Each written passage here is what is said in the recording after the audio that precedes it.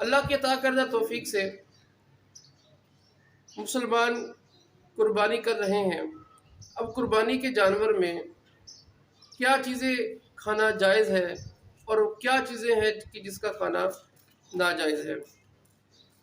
بہت سی چیزیں ایسی ہیں کہ مسلمان جسے جائز سمجھتے ہیں لیکن حقیقت میں وہ جائز نہیں ہے، اور کئی ایک چیزیں ایسی ہیں کہ جن کا کھانا حقیقت میں جائز ہے لیکن مسلمان ناجائز سمجھتے ہیں۔ تو آج کی اس ویڈیو میں ہم جاننے کی کوشش کریں گے تصویروں کے ساتھ کہ کون سی چیزیں شریعت نے ہمارے لیے ناپسند جانی ہے اور کون سی چیزیں ہیں کہ جن کی شریعت نے ہمیں کھانے کی اجازت دی ہے۔ بسم اللہ الرحمن الرحیم۔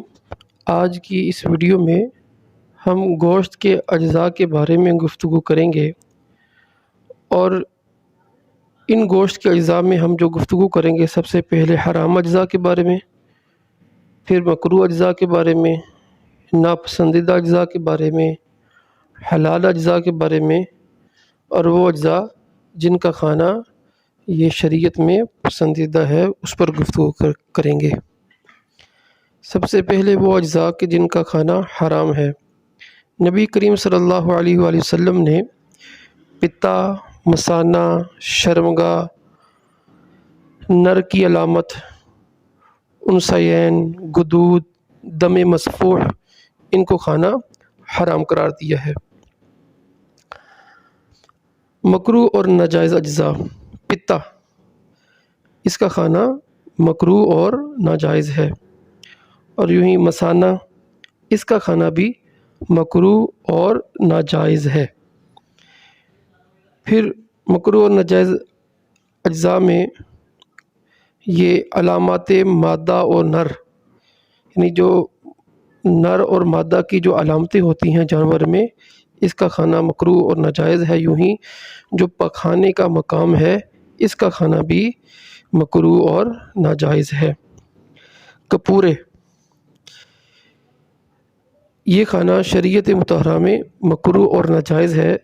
ہمارے ہاں مارکیٹوں میں یہ کٹا کٹ کے نام سے یہ ڈشیں بنا کر پیش کی جاتی ہیں اور لوگ اسے شوق سے کھاتے ہیں، لہٰذا مسلمان بھائی اس چیز کو کھانے سے ضرور اپنے آپ کو بچائیں کہ شریعت نے اسے ناجائز قرار دیا ہے۔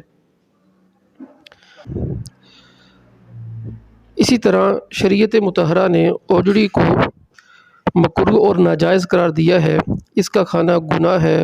ہمارے مسلمان بھائی مختلف وجوہات کو اپنے سامنے رکھتے ہوئے اسے کھاتے ہیں، بعض شوق سے بھی کھاتے ہیں، تو یہ بالکل بھی نہ کھائی جائے۔ یہ ایسی چیز ہے کہ جس میں گندگی ہوتی ہے، اور شریعت مطہرہ پاک ستھری چیزوں کو پسند فرماتی ہے، تو لہٰذا اس کو بالکل بھی نہ کھایا جائے۔ البتہ جو بٹ ہوتا ہے وہ کھانا جائز ہے، یعنی وہ حصہ کہ جس کے ساتھ گندگی ٹچ ہوتی ہے اس حصے کو اتار کر جو پیچھے والا حصہ بچ جاتا ہے، اگر وہ کھایا جائے تو اس میں شرعاً حرج نہیں ہے۔ اس کے بعد بات کرتے ہیں خون کی۔ تو خون کئی طرح کا ہوتا ہے۔ خون ایک رگوں کا ہوتا ہے، کلیجی کا ہوتا ہے، تلی کا ہوتا ہے، دل کا ہوتا ہے، اور وہ گوشت کا خون کہ جو ذبح کرنے کے بعد گوشت سے نکلتا ہے۔ اب بات کرتے ہیں خون کی کہ ذبح کے وقت جو خون نکلتا ہے اس کو دم مسفوح کہتے ہیں۔ یہ ناپاک ہوتا ہے اور اس کا کھانا حرام ہے۔ تو جب یہ ناپاک ہے تو اس خون کو بقیہ گوشت پر نہیں لگنے دینا چاہیے، تو اگر لگ جائے تو اسے پھر دھو کر استعمال کیا جائے۔ اس کے بعد وہ خون جو ذبح کرنے کے بعد گوشت میں رہ جاتا ہے، گردن کے کٹے ہوئے حصے پر ہوتا ہے، دل کے اندر ہوتا ہے، کلیجی اور تلی میں ہوتا ہے، اور گوشت کے اندر چھوٹی چھوٹی رگیں ہوتی ہیں، ان میں ہوتا ہے۔ یہ خون ناپاک نہیں ہوتا، مگر اس خون کو کھانا منع ہے۔ اور اسی طرح مرغی کی جو کالی ڈوریاں ہوتی ہیں، خاص کر بھیجے، سری پائے، مرغی کی ران پر اور پر کے گوشت وغیرہ میں باریک باریک کالی ڈوریاں دیکھی جاتی ہیں کھاتے وقت، ان کو نکال دینا چاہیے۔ مرغی کا جو دل ہوتا ہے یہ بھی ثابت نہیں پکانا چاہیے، لمبائی میں اس کو 4 چیرے دے کر اس کا خون بھی اچھی طرح صاف کر لیں، اس کے بعد اسے پکایا جائے۔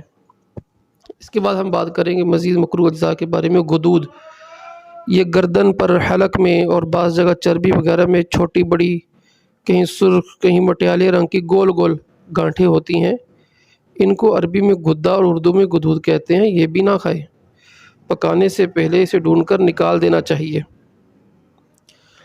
اور اسی طرح مکروہ اجزاء میں حرام مغز ہے۔ حرام مغز یہ گردن میں، چانپ میں اور کمر کے گوشت میں ہوتا ہے، تو اسے دھوتے وقت اسے نکال دینا چاہیے۔ تو اور ساتھ ہی مرغی اور دیگر پرندوں کے گردن میں بھی یہ پایا جاتا ہے، تو وہاں پکانے سے پہلے اسے نکالنا مشکل ہوتا ہے، لہذا وہاں کھاتے وقت اسے نکال دینا چاہیے۔ اسی طرح مکروہ اجزاء میں پٹھے ہیں کہ یہ گردن کی مضبوطی کے لیے اس کی دونوں طرف پیلے رنگ کے 2 لمبے لمبے پٹھے کندھوں تک کھنچے ہوتے ہیں، ان پٹھوں کو کھانا ممنوع ہے۔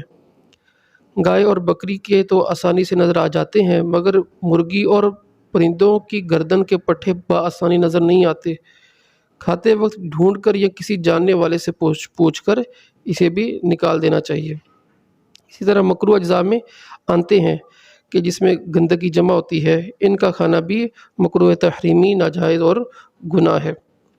مکروہ اجزاء میں مزید نطفہ ہے۔ اب وہ نطفہ خون کی صورت میں ہو، وہ نطفہ گوشت کے لوتھڑے کی صورت میں ہو، وہ نطفہ پورا جانور بن گیا ہو لیکن مردہ نکلا ہو، یا ذبح کرنے کے بغیر مر گیا ہو، تو یہ ان سب کا کھانا یہ ناجائز ہے۔ اب ان چیزوں کی بات کرتے ہیں کہ جو جائز ہیں مگر مکروہ تنزیہی ہیں، یعنی شریعت نے اسے ناپسندیدہ قرار دیا ہے، لیکن اگر کوئی کھائے گا تو گناہ نہیں ہوگا۔ ان میں ہے گردے۔ نبی کریم صلی اللہ علیہ وآلہ وسلم نے گردہ کھانا اسے ناپسند فرمایا تھا، اور اس کی وجہ حدیث مبارکہ میں یہ ہے کہ یہ پیشاب کے قریب ہوتے ہیں، تو آپ خود ہی اندازہ لگائیں کہ جو چیز پیشاب کے قریب ہے اسے میرے آقا علیہ الصلوۃ والسلام نے پسند نہیں فرمایا۔ تو اوجڑی کہ جس کے اندر خود گندگی ہوتی ہے تو وہ کیسے ایک سلیم الطبع انسان اسے کھا سکتا ہے۔ اس کے بعد تلی ہے کہ آقا علیہ الصلوۃ والسلام تلی سے نفرت فرماتے تھے مگر اسے حرام نہیں قرار دیا، لہذا اگر کوئی کھا لیتا ہے تو وہ گناہ گار اگرچہ نہیں ہوگا لیکن پسندیدہ بھی نہیں ہے۔ حلال اجزاء کے بارے میں بات کریں گے۔ پھپھڑے، ہمارے ہاں بعض لوگ پھپھڑوں کو ناجائز سمجھتے ہیں، حالانکہ پھپھڑے کھانا بالکل جائز ہے، اس میں شرعاً حرج نہیں ہے۔ اسی طرح کلیجی ہے، اس کا کھانا جائز ہے اور احادیث مبارکہ میں اس کا حلال ہونا یہ بالکل صریح موجود ہے۔ اب بات کرتے ہیں پسندیدہ اجزاء کی۔ پسندیدہ اجزاء میں یہ بکری کے بازو ہیں۔ آقا علیہ الصلوۃ والسلام بکری اور بکرے کے گوشت میں دست یعنی بازو اور شانہ یعنی کندھا یہ پسند تھا آقا علیہ الصلوۃ والسلام کو، تو آقا علیہ الصلوۃ والسلام کی پسند کو پیش نظر رکھتے ہوئے اگر ہم بھی اسی چیز کو پسند بنائیں گے تو یہ ہمارے لیے بہت ہی اچھا ہوگا۔ آخر میں بات کرتے ہیں گلا سڑا اور بدبودار گوشت۔ یاد رکھیں کہ اس گوشت کا کھانا حرام ہے، اگر گوشت سڑ جائے، بدبودار ہو جائے تو اسے کھانا جائز نہیں ہوگا۔